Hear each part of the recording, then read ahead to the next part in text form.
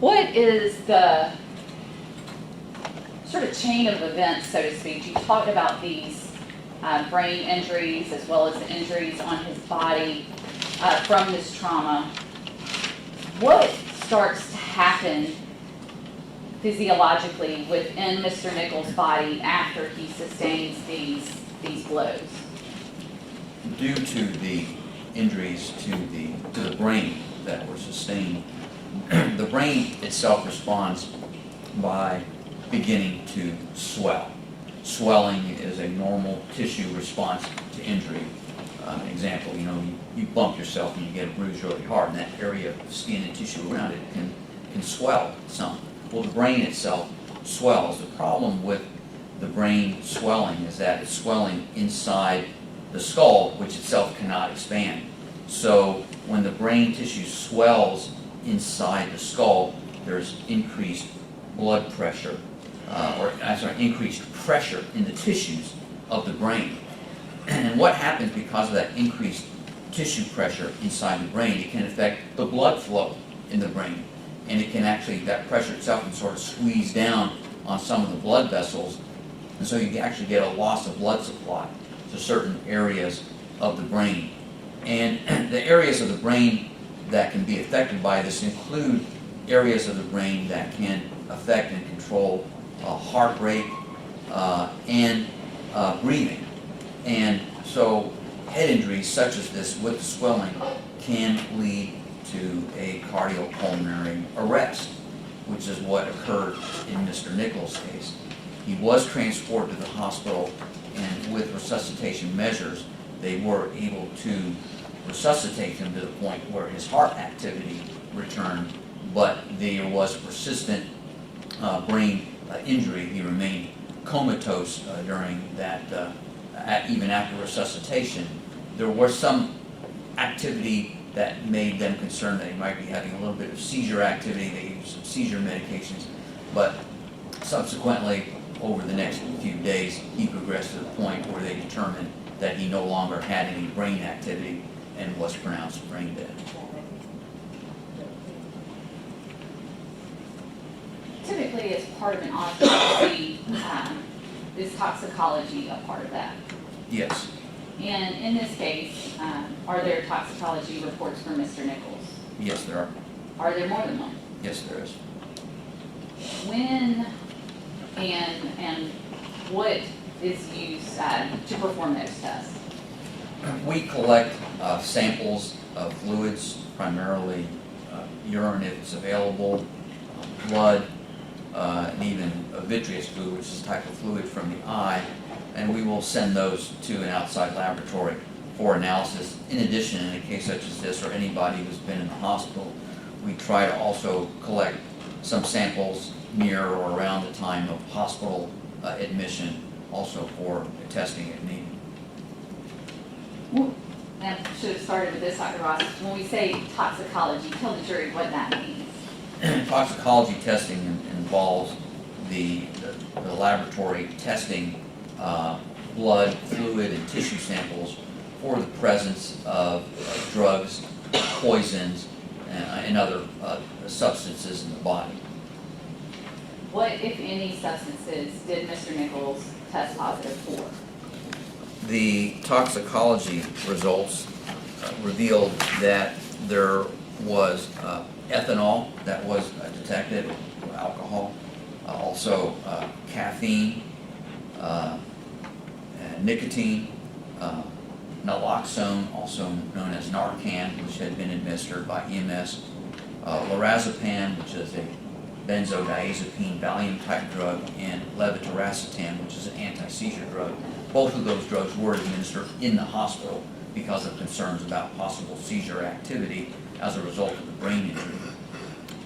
The testing also revealed the presence of cannabinoids or marijuana products, to include delta-9 carboxy THC, which is a breakdown product, and also delta-9 THC, which is the active ingredient of marijuana. Thank you, Dr. Ross. I want to go now to what were specifically, we've talked about a lot of these, but per the autopsy report, what specifically were the pathological diagnoses in this case for Mr. Nichols? The pathological diagnoses included blunt force injuries of the head and neck, which in that category included multiple cortical contusions, that is contusions or bruising on the surface of the brain, as well as rotational or torsional injury of the brain manifested by the hemorrhagic tears and the axonal injury of the brain.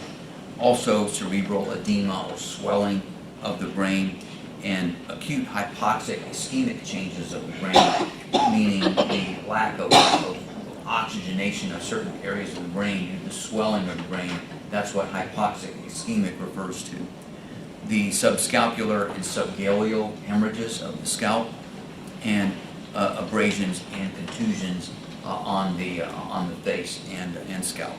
In addition, there were blunt force injuries of the torso of the body, which included abrasions and contusions, as previously discussed, and some intramuscular hemorrhages of the chest and the back.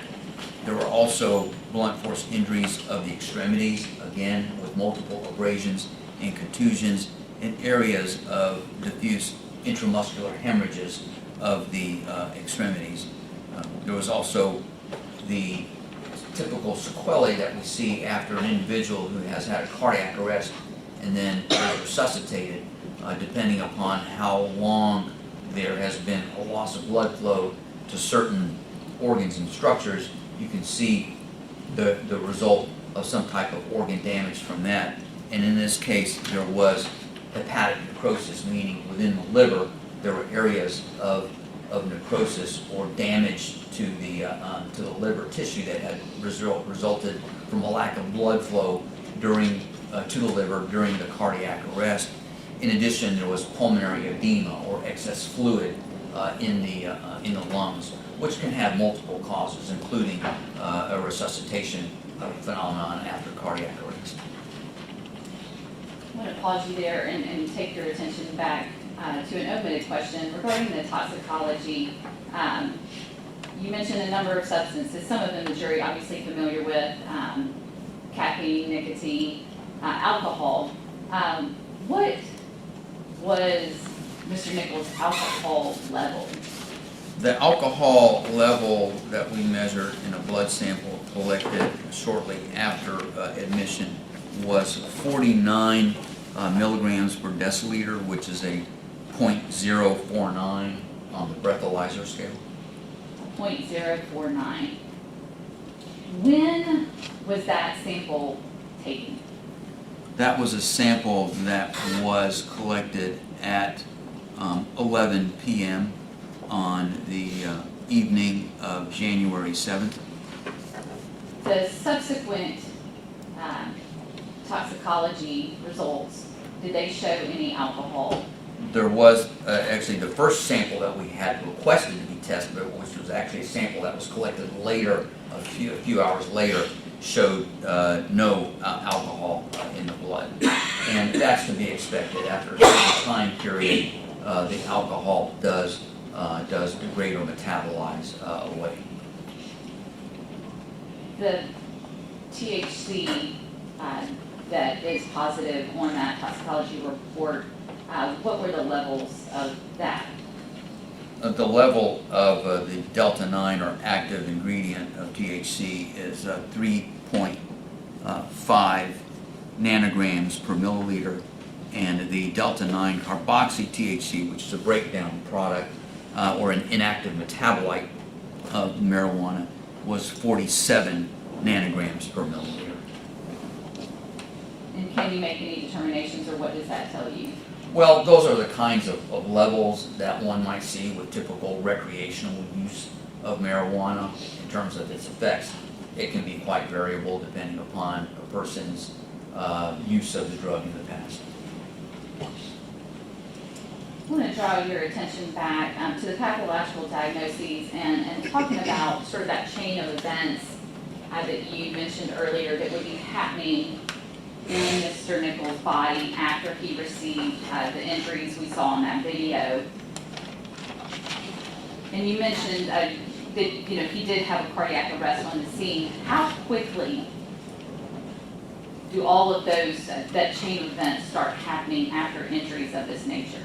Well, with the injury to the brain, it can be quite variable from individual to individual depending upon the degree of initial injury to the brain, excuse me, and how much that can affect the areas that particularly may have some impact on respiration or breathing and cardiac activity.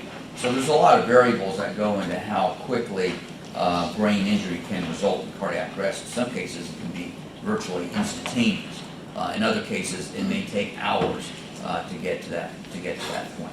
Once the cardiac arrest occurs and there's a lack of blood flow, then that further injures other areas almost immediately, such as in his case, it's a superimposed already on pre-existing injury of the brain, as well as impacting the liver and particularly the kidneys in his case as well. That's one of the reasons why he had such a low urine output during his hospitalization, is because of what's called acute renal failure, or kidneys were shutting down because they had been injured as a result of lack of blood flow during the time of the cardiac arrest. And so because we do know that he went into cardiac arrest on the scene, we do sort of have a timeline for what happened to Mr. Nichols. And then, as you mentioned, the next thing that starts to happen within the body is organ failure. Is that fair to say? Correct. What effect, if any, you described how those brain injuries begin to cause that chain of events. What effect, if any, do these other injuries, the blunt force injuries on the torso, or the blunt force injuries on his extremities, what impact, if any, do those injuries have on what's going on? Well, there are two impacts. Number one, there's hemorrhage into those tissues, so it's basically an effective loss of blood volume from what would normally be circulating and providing adequate oxygenation to his other tissues. In addition to that, when there's injury to muscular tissues, you get breakdown of that muscle tissue. It's called rhabdomyolysis, which releases a number of factors from the muscular tissues into the bloodstream. And those eventually get filtered out by the kidney, and that can be another factor that also contributes to kidney shutdown or renal failure when these substances that are kind of leaked out of the muscular tissues get into the kidney. Dr. Ross, based on your findings in this autopsy report, ultimately, what was the cause of death? The cause of death was certified as blunt force injuries of the head. What was the manner of death? The manner of death was certified as a homicide.